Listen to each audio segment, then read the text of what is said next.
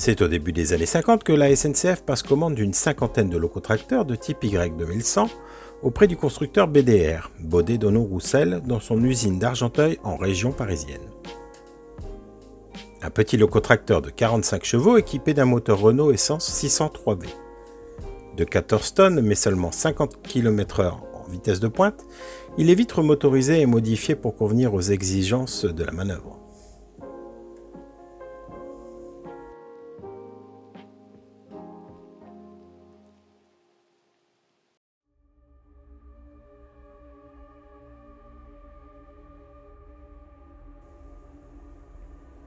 L'Y2121 aura fait l'essentiel de sa carrière au dépôt de Thionville, dans l'est de la France. À sa radiation des effectifs dans les années 70, il sera racheté par Megefi et sera utilisé au port fluvial de Metz jusqu'aux fin des années 80. Voici d'ailleurs une des rares photos de lui en manœuvre sur le port. Pendant les années 90, il sera utilisé chez Outinor à Saint-Amand-les-Eaux dans le nord de la France. Mais à la fin du transport par wagon, il ne sera plus utilisé. C'est en 1998 que l'association AMCS de Saint-Amand le récupère. Jusqu'en 2001, il sera restauré par Pascal et sa bande.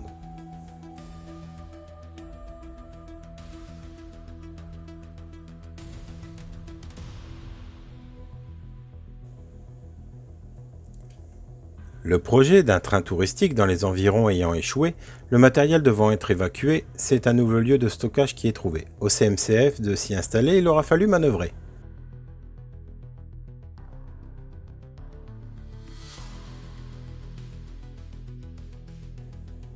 En 2003, ce fut d'ailleurs les dernières manœuvres sur les voies de service de la gare de Saint-Amand.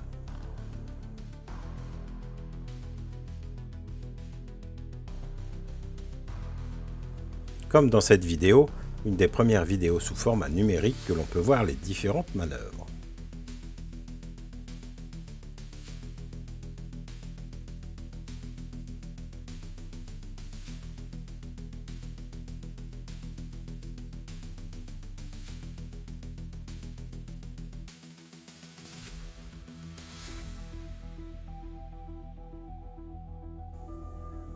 Vous pouvez découvrir ici le wagon postal qui est actuellement à l'entrée du CMCF.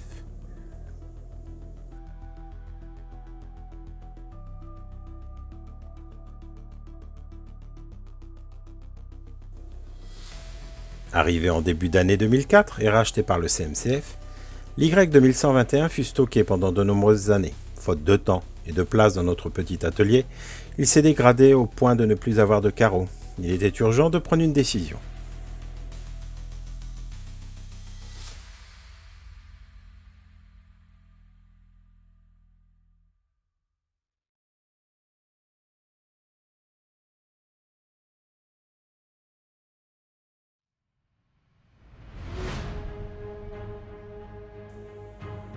C'est un peu plus de 20 ans après son arrivée qu'il fut décidé de le sortir de son sommeil le 6 mars 2025. Et d'une façon peu commune. Profitant d'un levage organisé le même jour de l'opération Cassoulet, il sera transporté par camion pour les quelques mètres qui le séparent de l'atelier.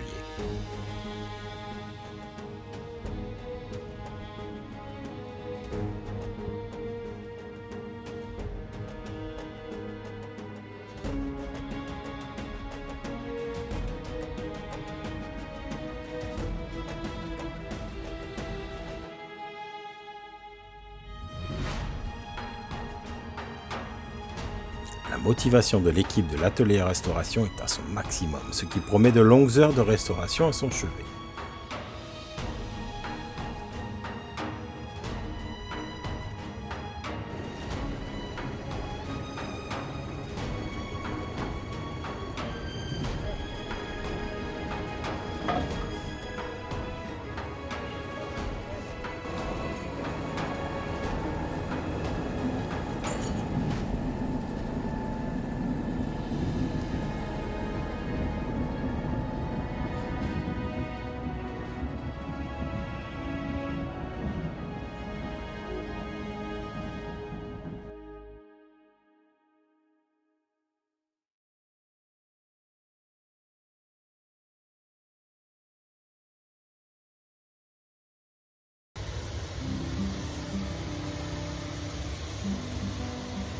La première étape, un gros nettoyage de l'engin avant toute chose.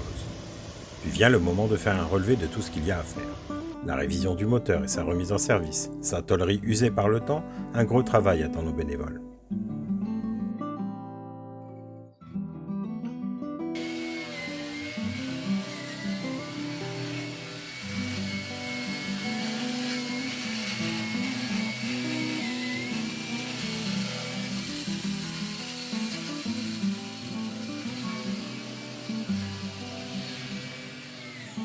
Rapidement, tout est démonté, rangé ou simplement restauré.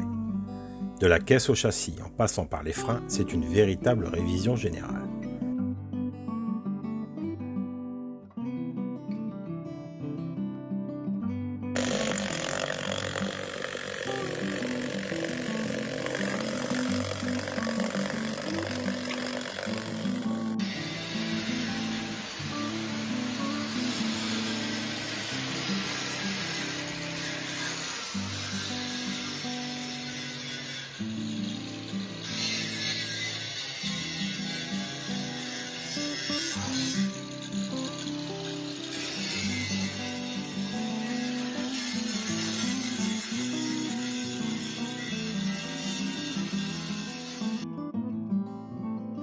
Mais c'est une vingtaine de jours après son arrivée à l'atelier qu'il sera pour la première fois redémarré depuis plus de 20 ans que le son du moteur Perkins de 4 cylindres n'a pas été entendu.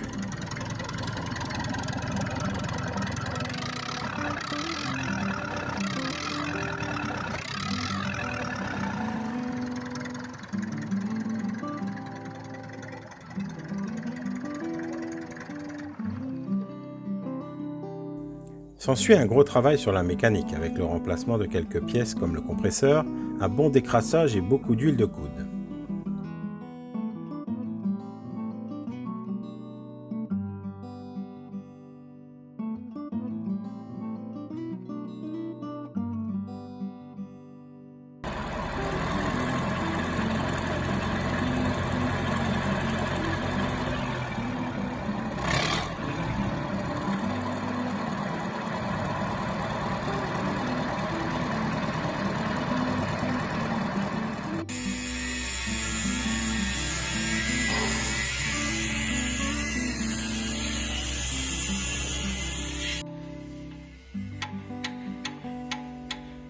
Avec l'équipe du jeudi qui œuvre sur la tôlerie, le chantier avance bien.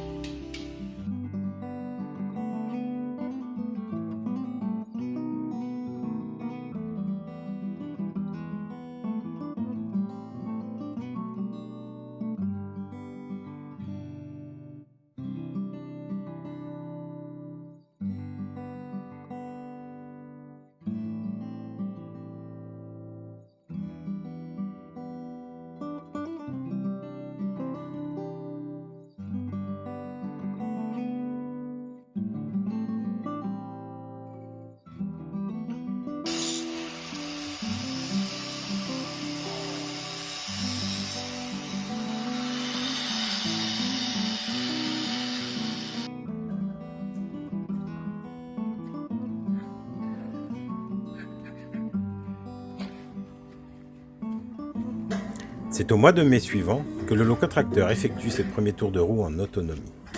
C'est pari gagné. Salut Jean-Pierre, tu es responsable engin moteur au CMCF. Qu'est-ce que tu peux nous raconter un peu sur les travaux qui ont eu lieu sur ce locotracteur? Alors, succinctement, comment il est rentré à l'atelier. La première chose qui a été faite, c'est la vérification du moteur, voir s'il était bloqué par Alexandre. Ensuite, Alexandre a démonté le radiateur, l'a nettoyé. Avec André, avec André et Alexandre, nous avons vérifié tout ce qui était fluide au niveau moteur. Tout ce qui était alimentation carburant, donc gasoil, pompe d'injection, injecteur, filtre. Ensuite, Alexandre a nettoyé le radiateur. On a remonté le radiateur, remis en eau. Et du coup, remise en route du moteur diesel pour voir déjà s'il n'y avait pas un seul point de blocage et si le moteur tournait bien.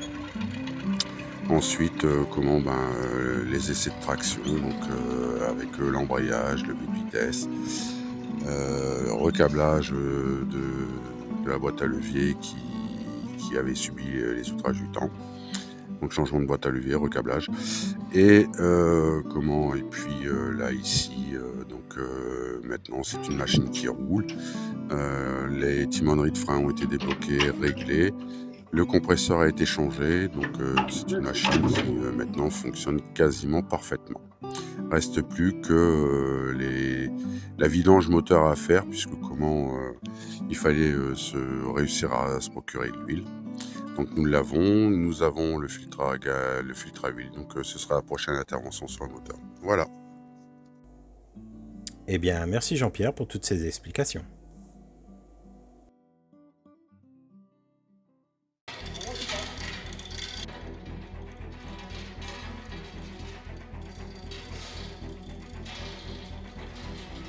En juillet, c'est le remontage qui commence. Et comme vous vous en doutez, avec l'équipe du jeudi de l'atelier de restauration, ça bouge.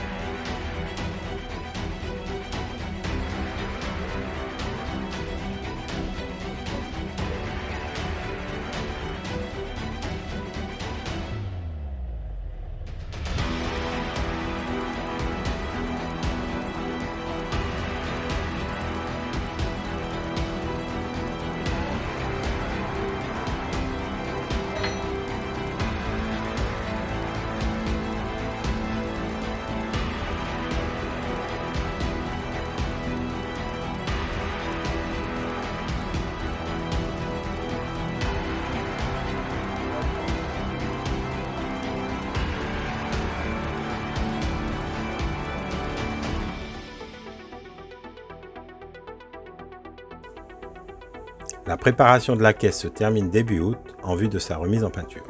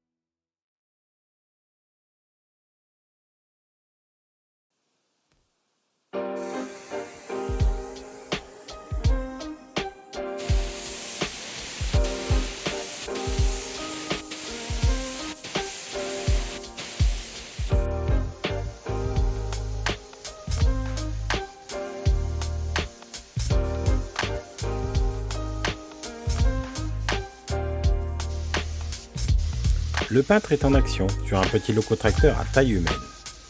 Si vous aussi vous avez envie de participer à ce genre de projet, plus d'hésitation, rejoignez-nous.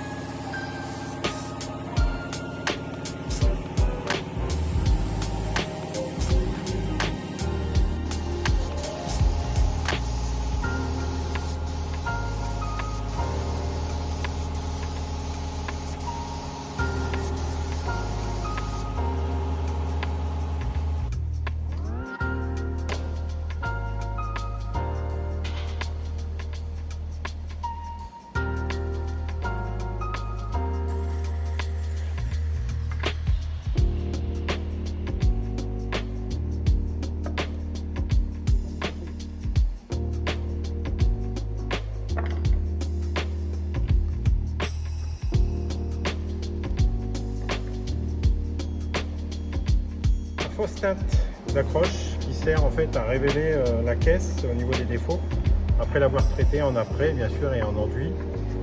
Et ensuite on va réenduire avec des enduits de finition pour vraiment reponcer derrière, apporter vraiment une surface plane à la caisse. Et ensuite ça sera la pâture définitive, pâture de finition.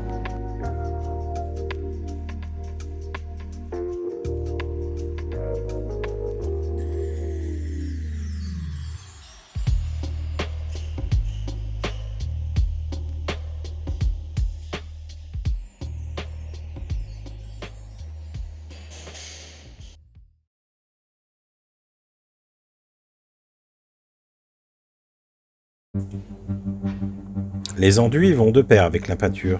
Débute alors un travail d'application et plus tard de ponçage.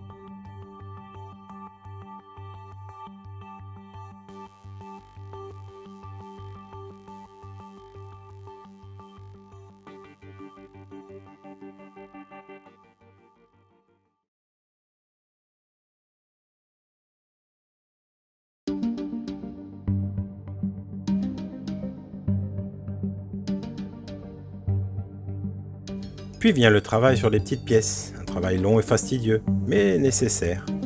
Un travail de minutie qui apportera une amélioration visuelle plus que satisfaisante.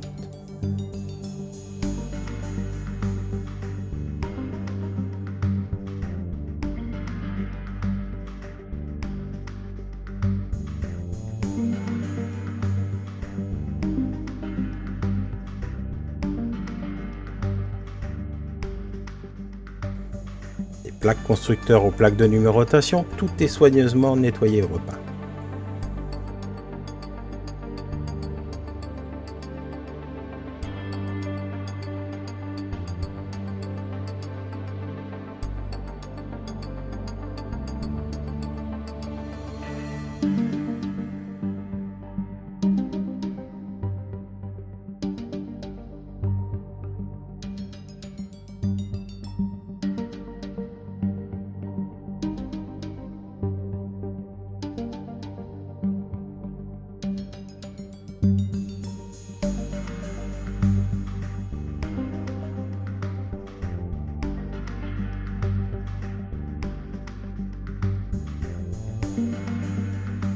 Les premières couches de peinture apparaissent et les derniers détails sont peaufinés comme ici avec le montage des tuyaux faisant office de gaine pour le câblage des phares.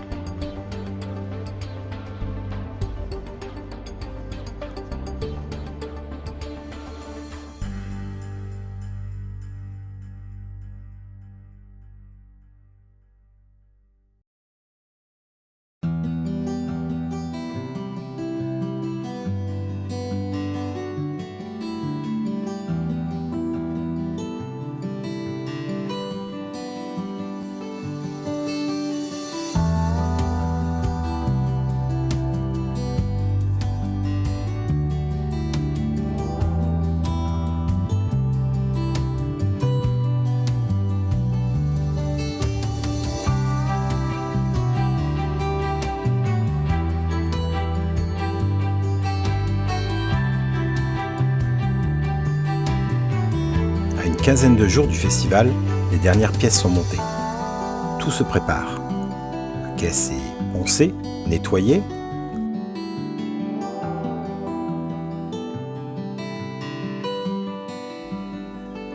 Car bientôt, c'est le jour J, le jour de la peinture. Et il y a beaucoup de travail.